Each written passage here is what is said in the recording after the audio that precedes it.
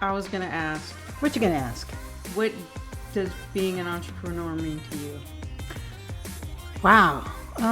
Being an entrepreneur to me is like being the captain of your own vessel, right? You get to decide what direction you're going in. You get to decide how much you want to work, the freedom that you have of making your own schedule, working with who you want. I mean, for instance, being an entrepreneur to me means that I can work with the type of projects that are important to me. So the types of projects are getting information out to communities that are disenfranchised or not necessarily part of the big policy questions. And so in order to get that information out to those communities in a way that helps them make economic, financial decisions about how to be in the community. So in Spanish, in Arabic, in Chinese, and whatever other sort of iteration of languages that are out there, I think those are important. And so for me, as a communication company, it's important to be able to include all these communities in the conversation. And as an entrepreneur, I can pick those types of projects and make that kind of positive impact in my immediate community, if not a bigger community. What does it mean to you? I'm responsible for making a living. I'm responsible for myself for making a living. And trying to do that in a responsible way, sustainable, and then also maybe have other people that I can help do the same stuff so that they don't have to do a job that they're going to hate. So that they can do a job, hopefully, that they enjoy. So you think what you do is fun? Yeah, I like it. But entrepreneur, I was thinking about that, I got to watch, I was an intern at a big corporation, and then I got to watch somebody who started their own business, and they were figuring out because they didn't really understand business. So I got to learn a lot because You were in the front row. I was in the front row. I was their first and only employee for a long time. And then later I got to be in a band, and that was we were hoping that would be sustainable and we could be creative. And so that was, I didn't think about it at the time, but that was being an entrepreneur. Because we worked as much as we wanted to, which is, I think, what we try to do now, work as much as we want to, but maybe, but I feel responsibility because we have employees and contractors that look to us for income as well. So You feel responsible. responsible. Oh, crap. One of the things too about being an entrepreneur, and I think you're talking a little bit about that, and I'm just going to move that so that you don't do that. Oh. It's your nervous habit. You don't even notice you're doing it. I don't. Yeah, I know. So you can put it down there, but not too far around there. So there's That's that. really uncomfortable. Yeah, how about right here? I mean, part about, I think where I thought you were going to go is, as being an entrepreneur, that you also get to create a path and employment for other people. Yeah. And I think we have done an intentional job of looking for LGBTQ and people of color to be part of who we work with. Yes. And, we've been doing this for 20 years, and women are also one of the biggest, targets for us to try and bring aboard and teach and help up-level their skills, or even support other women in their projects. So that's been some of the nicest things about being an entrepreneur and working for ourselves. I think that the responsibility, once you have those folks on the payroll, is a different thing. It's not like the meaning of being an entrepreneur. Right? Well, but I guess, you do become responsible for your own income. So you're not just like going into a job and getting a paycheck. Getting a paycheck. I mean, even if you love it, right? I mean, you hate it either way. Right. I mean, there's that idea that somebody's going to pay for my time, right? Time for money. They're going to exchange that, and I may as well be getting all the money for that exchange of my time. And so that's one of the nice things about being an entrepreneur. The other thing is, and this is where I think we're rounding the corner and looking at a pivot in what we do, and that is to get out of this idea of time for money, right?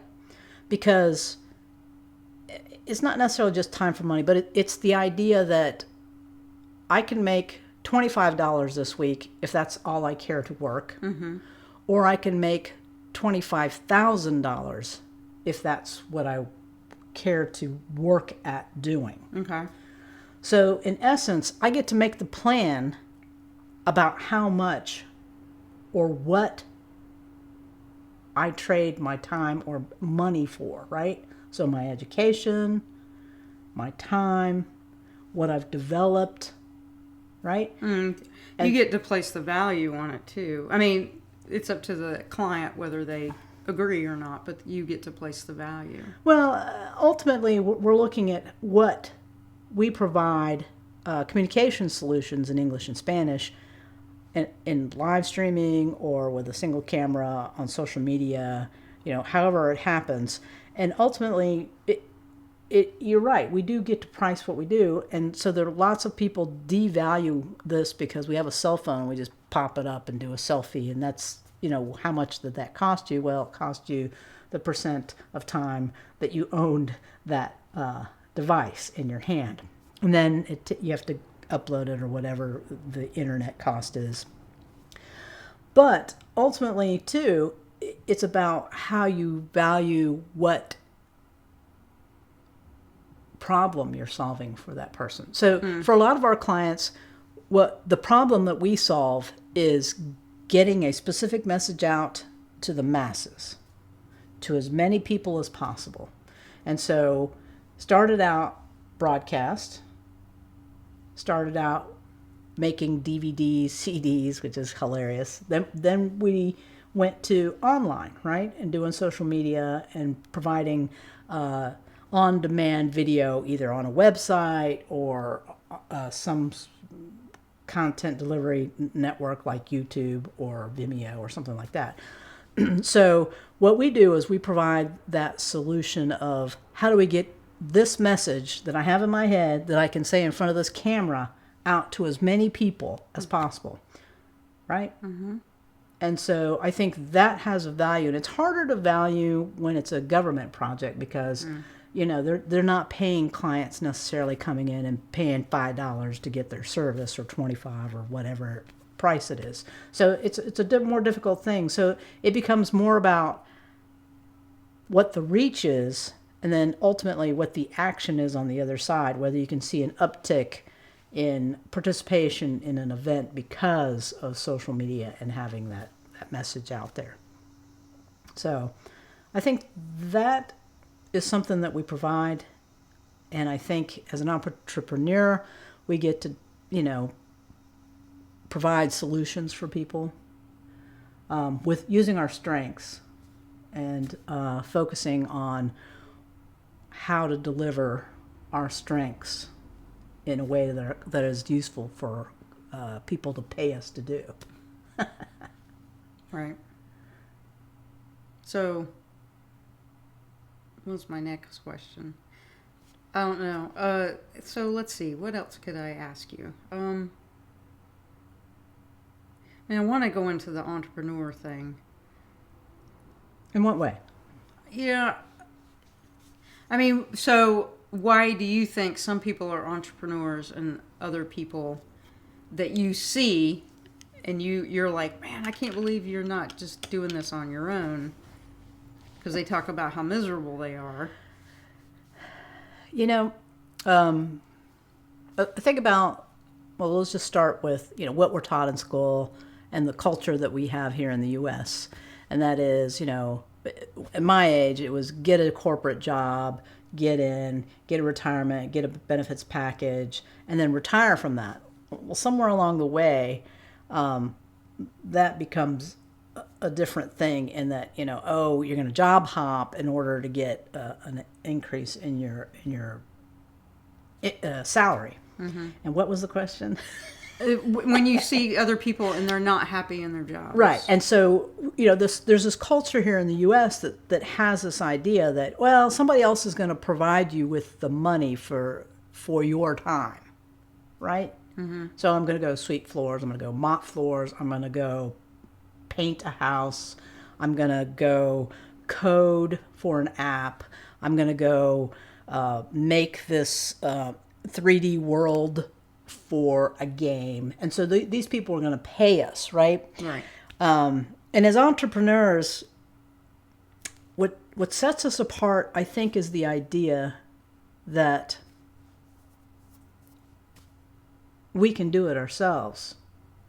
That we don't need that middleman to hand us the dollar, right? I know lots of people in my life that have hustle, what I call hustle, right? Mm. They are hustling. They are going to their 9-to-5 job, but on the side they're a DJ, or maybe they're a photographer, or they are selling something on Etsy, or whatever it is. They woodwork, or they make sculptures for people, or they make jewelry. So there's like this side hustle that makes them do that, and the difference between sort of that security and then like stepping out is just the idea that you've decided, I'm enough. I can fill in the gap and make the wage that I desire to have to be able to live off of.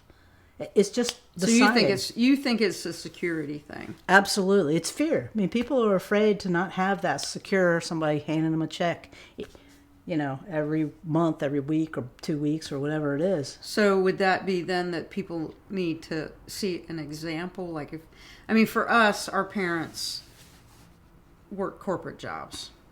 Or basically. Yeah. And then, so my grandfather, actually one of my grandfathers I didn't meet. So the other one, I know he had a side hustle. He worked, but he did, he raised horses and he had his own little grocery store. But he also, so that was, now did I get to see that? When I heard about it, but and when I went to go visit them, the grocery store was in the house, basically. But, so if people aren't given that example... I wasn't given that example. I guess COVID forced a lot of people, maybe, to start... Yeah, there's, the things that push into people into the entrepreneurial life is that they've lost their job. They've gotten sick, and they can no longer earn a wage the way they used to. Mm-hmm. Either a physical disability or their capacity to do certain things is not there. And so they're forced, necessity is the mother of invention. But you weren't forced. No, I wasn't. I don't know where I got the idea. Maybe it was television. I have no idea. Mm. I just knew when I was a kid, I pretended like I was in business. Now, what that meant, I have no idea to my little brain, that like 5-year-old, 4-year-old brain, what that meant. but it was like writing So stuff. when you were a kid, you played business. I played like I was in business in my Wow. head. That's so crazy, right? And I don't know that I thought I was the boss. I really don't. I just know that I was in business and I was going to do business. Because I remember like at like the age of, I don't know, I'm guessing I was 12 or something like that. And I was thinking about the first time I remember thinking about the future and being like, I wonder who I'm going to be. And I was like, oh, well, I'm going to own, I think I wanted to own a bookstore. I mean, I know when I was like 20, I did. But I think but I know that it was an ownership thing. You owned it. Yeah. But I hadn't, until you just said that, I didn't think about, playing business. Playing business, yeah. But I always made loans to my siblings because I kept my... Is that business or banking? I know, yeah, is that banking or business? Yeah. Because I always had all my... Yeah, and God love you, I never played that part of the business. Well, and in school, we had a class. I remember this clearly, and I think about it all the time. In 7th grade, they had a class for us where, I mean, you did pottery and all this other stuff, but it was this huge room, absolutely humongous. And one of the things was you went from one space to the other a certain amount of time, or it may have been a specific day of that class, and you went in and there was a little store. Mm-hmm. And they had a little store with little fake packaging, and you had a checkbook. So in 7th grade, they taught me how you write checks. I don't remember if they did credit cards. No, we didn't do balance. It was just writing a check, the whole idea of going into a store, purchasing. And I had to run the cash register too. I remember that. And that stuck with me. You like that? I loved that class. I like that class. You like collecting money. I exploded the pottery. I remember the pottery. They were like, Piper, you're not getting all the bubbles out. And I was like, well, how do you know? And they're like, well, it keeps blowing up in the kiln. But anyway. So that's pottery for you. No pottery. No pottery, but that is not your zone. But we got the same year. They said, hey, we're going to have a video crew come in, and you guys have to write your own commercials. Oh, nice. And I wrote an off thing of it was like Trident gum, but it made your teeth rot, and it was satire. Yes, it was satire. My honey loves satire, and I really enjoyed that. I really enjoyed writing the commercial, and we did the commercial too. And I was quiet, and I don't think I was probably a little bit more outgoing, but I was probably very outspoken during that class. You liked it. I liked it. Yeah.